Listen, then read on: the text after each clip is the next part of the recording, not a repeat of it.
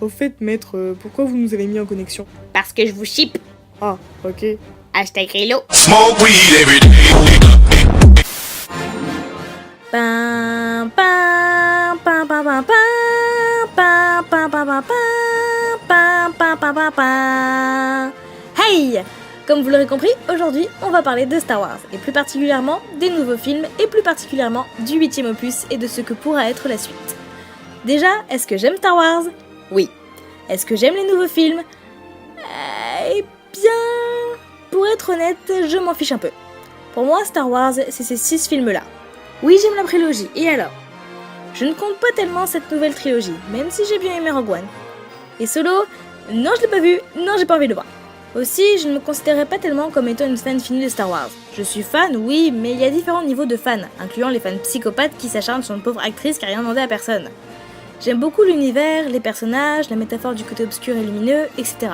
Mais je ne ferai pas de critiques qui ont déjà fait bien des fans déçus par la nouvelle trilogie, étalant toute la mythologie de cette fiction pour expliquer encore et encore que ces nouveaux films n'ont rien à voir avec Star Wars. Ce ne sera que redondant et je ne suis pas une aussi grande experte. Donc non, on ne va pas parler de ça, et je ne prendrai pas de camp pour ou contre les nouveaux Star Wars. Vous avez le droit d'aimer, comme de ne pas aimer. Ne vous faites juste pas la guerre. Peace and love. Amen. Enfin bref, personnellement, je n'ai pas aimé ce nanar concentré de politiquement correct de Star Wars 7. Toujours un plaisir de voir Han Solo, bien sûr, mais les autres personnages sont un peu trop manichéens. La femme forte super puissante et indépendante? Check. Le black de service qui essaie désespérément d'être drôle? Check. L'ado chouineur qui fait sa crise? Check. Bon, ben ordure, t'arrêtes de jouer au compte, donne ton sabre laser à papa et tu files dans ta chambre. Mais papa, y a pas de mais dans ta chambre. Le latino super pilote qui s'avérait être un petit con irrévérencieux dans le 8?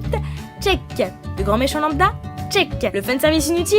Check. Les incohérences un peu partout et de l'humour forcé? Putain, mais check. Alors non, ça ne m'a pas vraiment plu. Mais je n'ai pas été déçue, car en même temps, je n'attendais rien de ce 7e opus. Par contre, j'ai bien aimé les derniers Jedi. Déjà parce que c'était pas difficile d'être meilleur que le 7, et aussi parce que moi, j'ai passé un bon moment en le voyant. Je ne trouve pas que ce soit un bon film. Déjà, j'en ai absolument rien à foutre de toute la partie sur les rebelles, où Poe m'énerve plus qu'autre chose, même si ça fait toujours plaisir de voir le professeur Sutley de Jurassic Park et Leia bien sûr. L'humour est lourd.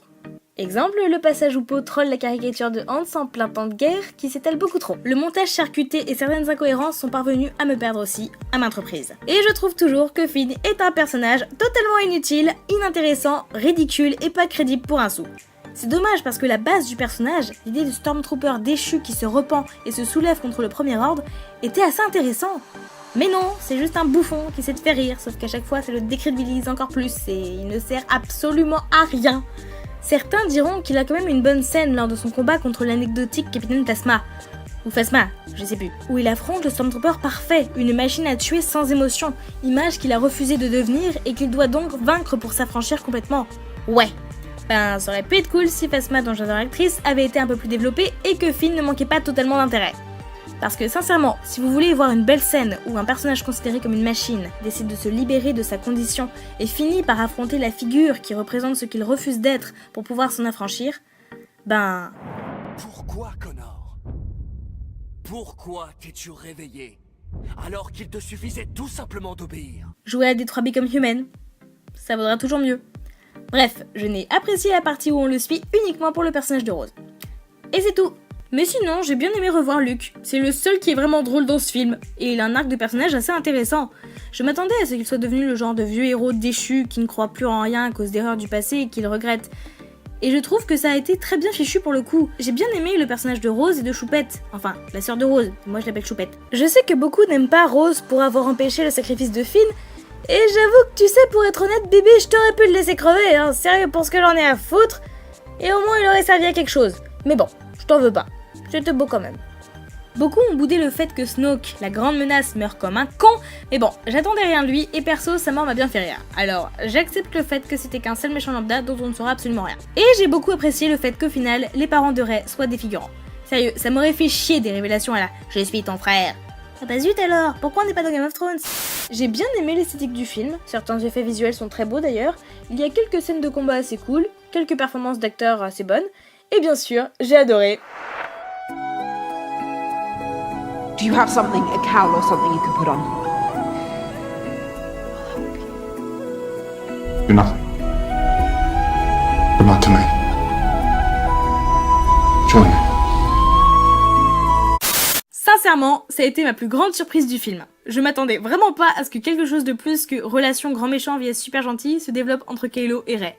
Je l'ai shippé dans le 7, ouais, pour le délire et parce que Finn a le charisme d'une huître, mais je ne m'attendais pas à ce qu'on ouvre réellement une porte pour cette possible romance. Bien sûr, vous n'êtes peut-être pas d'accord avec le ship, et c'est tout à votre honneur d'ailleurs, mais vous ne pouvez pas nier qu'on nous a quand même instauré une assez grosse tension sexuelle entre les deux durant leur moment de connexion, les meilleurs du film selon moi. Oh, et même si vous n'êtes pas d'accord, vous n'avez pas à menacer Rian Johnson de mort pour avoir soi-disant mis une relation malsaine au centre de l'histoire. Déjà parce que ce serait la relation la plus intéressante qu'on pourrait faire dans cette nouvelle trilogie, et... mais ça se fait pas, c'est tout. Enfin bref, tout ça pour dire que c'est sûrement pas pour rien. Peut-être qu'au final, cette idée de romance n'aboutira pas, et je sais que beaucoup le veulent d'ailleurs, mais zut, pour une fois que je trouve quelque chose de cool dans les nouveaux Star Wars, tout ça est une super bonne idée. Enfin, une possibilité de bien conclure cette nouvelle trilogie. Enfin, une idée intéressante qui apporterait un renouveau dans le conflit côté obscur, côté lumière. Enfin, le personnage de Kylo Ren, devient intéressant et celui de Rey a enfin un lien avec lui, comme Obi-Wan était lié à Anakin et Luke à Dark Vador. J'en ai vu dire qu'il ne voulait pas de romance, que c'était Star Wars et pas Twilight, mais qui a parlé de romance à l'eau de rose? Évidemment que rien n'a été instauré pour qu'ils soient les nouveaux Han Leia. Limite, ça pourrait plus ressembler à Anakin Padmé, mais en effet miroir, avec une évolution contraire. On parle d'un amour impossible, un amour-haine, entre guillemets malsain, la belle et la bête, un peu moins bien, mais bon, du tragique, du drama. Ça crève les yeux que Kylo et Rey ont une profonde attirance l'un envers l'autre, et si c'est bien fait, dans la suite, ça pourrait être vraiment bien, sans trahir l'évolution des personnages. On me dirait que Rey est une femme super indépendante qui n'a pas besoin d'homme, alors dans ce cas, elle n'a pas à avoir de love interest. Sérieux? Depuis quand être amoureuse empêche d'être une femme forte et indépendante? C'est pas obligé qu'elle soit en couple, oui, de nouvelles princesses Disney le prouvent, mais le contraire ne l'est pas non plus. Et puis d'ailleurs, dans ce cas-là, ce serait plus Kylo, la demoiselle en détresse, qui aurait besoin d'elle pour le sauver de lui-même, pas l'inverse. Si on en fait une histoire d'amour, certes tragique, où les deux côtés fusionneraient pour former le parfait équilibre, but recherché depuis le début de la saga, ça ferait une parfaite conclusion. Merde, on voit que Kylo n'est pas totalement mauvais et que nos héros, comme Luke, ne sont pas totalement sans défaut. On brise la barrière dichotomique entre le bien et le mal, montrant que ce sont juste des humains qui s'affrontent. Et c'est d'autant mieux que Grand Méchant Lambda dont on se contrefout soit mort pour pouvoir incarner ça. Le côté obscur existe dans la vraie vie. Et d'ailleurs, celui d'Anakin s'appelle trouble de la personnalité borderline. C'est l'instabilité émotionnelle, la peur de l'abandon. Pour ouvrir une petite parenthèse philosophique, on a tous une part d'ombre et de lumière en nous, ce qui est un concept primordial dans l'univers Star Wars. On ne parle pas d'un raisonnement kitsch pas original pour un sou à la l'amour guérit tout, l'amour est la plus grande puissance sur Terre, etc. On parle d'un parfait mariage entre les deux concepts. Du coup, peu importe ce qu'on peut dire de Kylo, on pourrait croire que c'est qu'un petit psychopathe manipulateur, mais vous voyez la scène où il demande à Rey de le rejoindre, parallèle avec la fin de l'Empire contre-attaque? Dans ce dernier, Dark Vador propose à Luke de se rallier à lui en restant calme et posé, prenant la puissance du côté obscur, et en tentant son fils avec l'opportunité d'enfin connaître ses origines. Kylo ne fait rien de tout ça. Tout ce qu'il demande à Rey, c'est de rester avec lui. Rey, I want you to join me.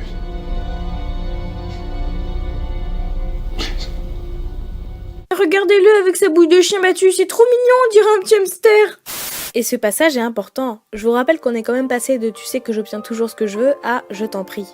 Mais Rey refuse, parce qu'il considère qu'il est toujours sur une pente glissante et que ce n'est pas comme ça qu'elle l'aidera. Et comprenez bien que s'il a tué Snoke, ce n'est pas que pour avoir le pouvoir, ce n'est pas que pour sauver Rey, mais pour les deux. Sauf qu'il ne peut pas avoir les deux. Il s'enfonce dans ses erreurs et à un moment, il va devoir faire un choix. Et puis, si finalement il régresse toute l'évolution de la relation Kylo Rey du 8 dans le 9 pour refaire grand méchant vs super gentil, j'aurais envie de dire... vous vous rappelez ce qu'elle a dit, la petite rose que certains détestent?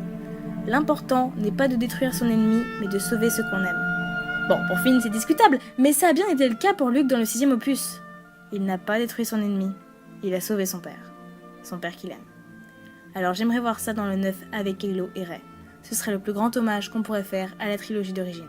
Oh, et ce serait bien aussi que dans le 9, histoire de lui donner un arc, Finn essaye de libérer les autres Stormtroopers. Ouais, ce serait bien. Et ce serait bien aussi que Hayden Christensen revienne en fantôme de la Force. Et je serais toujours convaincue qu'en réalité, Snoke était... Maître Skywalker, ils sont trop nombreux. Comment va-t-on faire pour repousser tous ces clones? It's time to let old things die. Snoke, Skywalker, the Sith, the Jedi, the Rebels, let it all die. Et vous savez ce qu'il y a de pire dans ce qu'il dit? C'est qu'il a parfaitement raison. Il faut arrêter toutes ces conneries. Les Jedi n'ont jamais été des êtres parfaits. Dans le 6, Yoda et Obi-Wan eux-mêmes veulent que Luke tue son père et sont persuadés qu'il a tort de croire qu'il y a encore du bon en lui. La prélogie, qui est énormément critiquée, prouve qu'à leur âge d'or, les Jedi étaient des êtres corrompus, aveuglés par la lumière, qui rejetaient toute émotion négative, ce qui a d'ailleurs conduit Anakin jusqu'au côté obscur. Et tout ça a fait qu'ils n'ont pas vu la grande menace arriver, ce qui les a menés à leur perte. Yoda dit lui-même qu'ils étaient devenus trop arrogants et trop sûrs d'eux. Alors que le but n'a jamais été de détruire le côté obscur, mais maintenir l'équilibre entre lui et la lumière. Luke l'a bien compris d'ailleurs en utilisant et l'amour et la colère pour vaincre l'empereur et sauver son père, tout en parvenant à les contrôler. C'est ce qu'on appelle un véritable équilibre entre le côté obscur et lumineux, et ce que devrait utiliser la nouvelle génération de Jedi. Après, on sait toujours pas comment ça a encore tout foiré, mais bon, comme je l'ai dit, la nouvelle génération va enfin pouvoir apporter un équilibre au final. La lumière a une part d'obscurité, et l'obscurité a une part de lumière. C'est le principe du yin et du yang qu'incarnent apparemment Rey et Kylo. Et ce dernier a bien tout compris, c'est juste que pour le moment, il n'utilise pas le meilleur moyen pour y arriver. Mais il n'empêche qu'il a raison. Alors moi, après ça, je dis, mais Kylo président. Sérieux, je vais l'aider pour sa campagne et lui faire des badges, des affiches, des t-shirts et tout.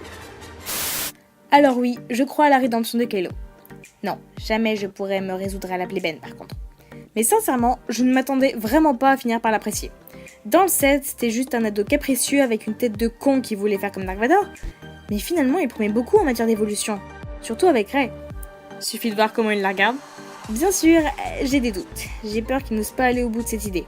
En plus, il y a toujours la friendzone avec Finbush et le petit passage avec Panabron. Sérieux, Rey, mais il te les faut tous. Non mais c'est pas possible les scénaristes. Vous allez quand même pas nous faire un Patagone amoureux quand même. Non mais la suite ça va être quoi après?